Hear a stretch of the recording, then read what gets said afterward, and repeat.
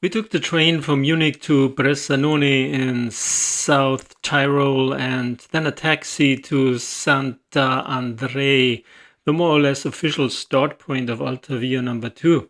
Here you have two choices: either take the cable cars of the Plousibon or hike up to the end of the Plousibon. I hiked up and the rest of my family took the cable cars and discovered a fast way down with some mountain carts as a special attraction.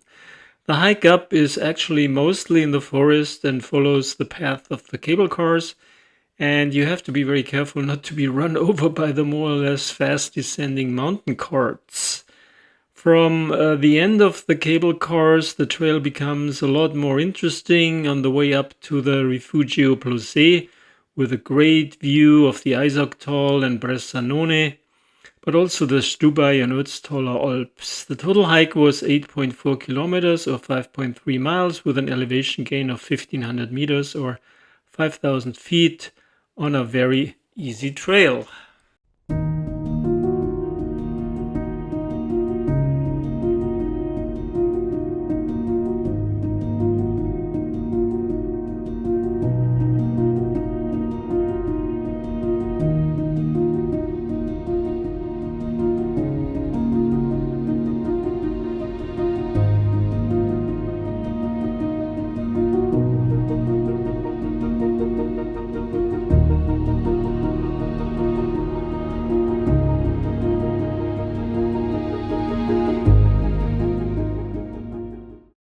The next day we hiked from the Plosé hut to Rifugio Genova or the Schlüterhütte. The hike starts with an easy downhill over mountain meadows to Passo Rodella, which is also a convenient rest stop. From there the trail gets a little bit more difficult up to the Forcella Putia and then becomes an easy traverse to Rifugio Genova. There are great views of Sasso Putia or Peitlerkofel and later on of the Geisler group. We hiked for 13 kilometers or 8.2 miles with an elevation loss of 550 meters or 1800 feet and an elevation gain of 700 meters or 2300 feet.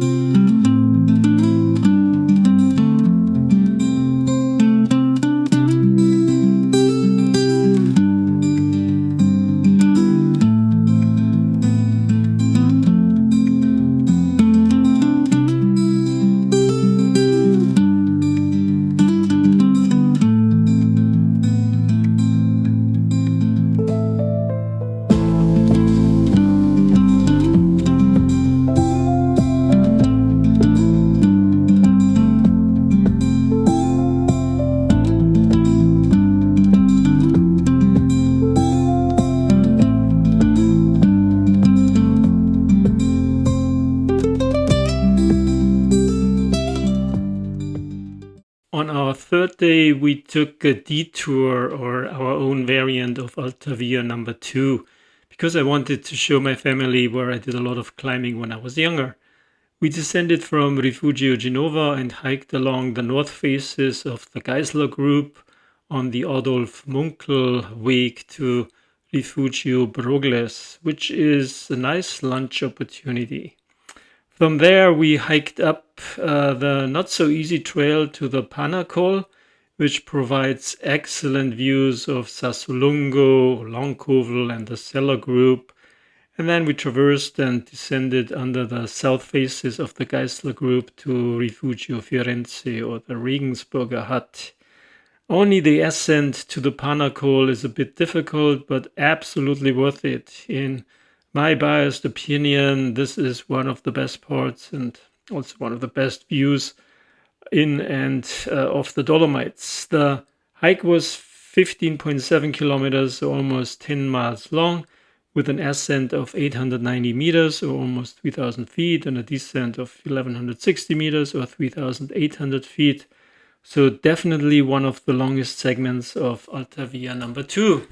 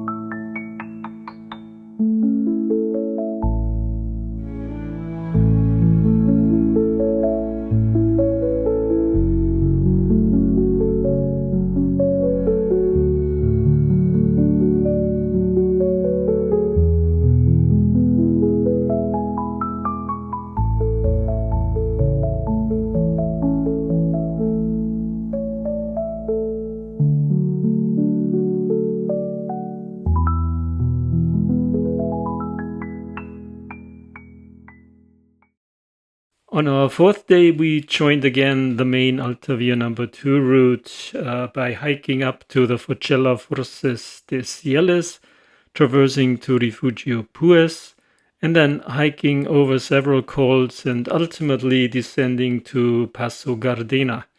The trail is a mix of easy and challenging terrain, but most of the difficult parts are made easier by fixed steel cables for additional safety. The views are dominated by the southern Geisler Group, Sassolungo, and of course Sella. We hiked for 14.7 kilometers or 9.2 miles with an elevation gain of 896 meters or almost 3,000 feet and an elevation loss of 798 meters or 2,600 feet.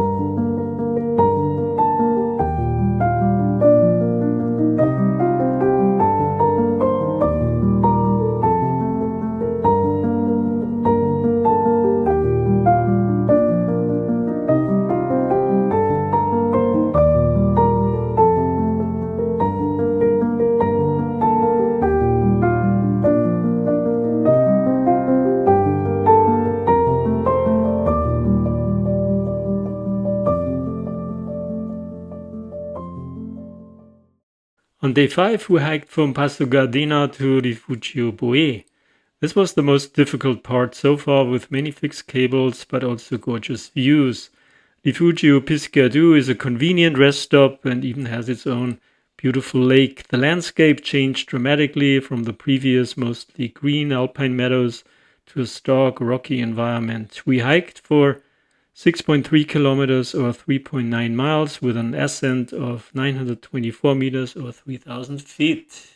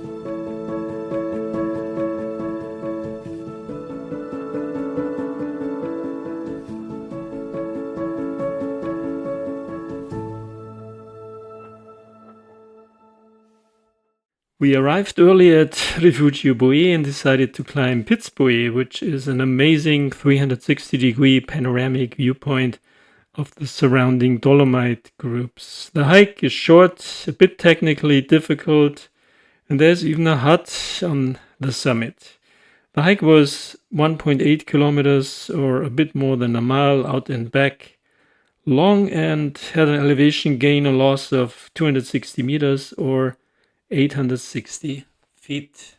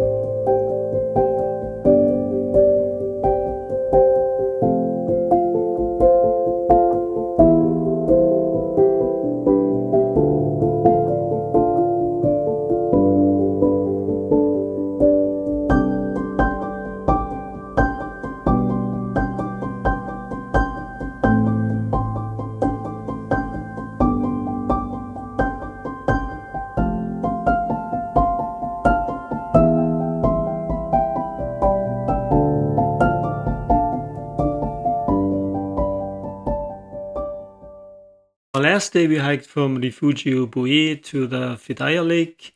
The trail is mostly easy and there is an option to take the cable car down to Passo Pordoi.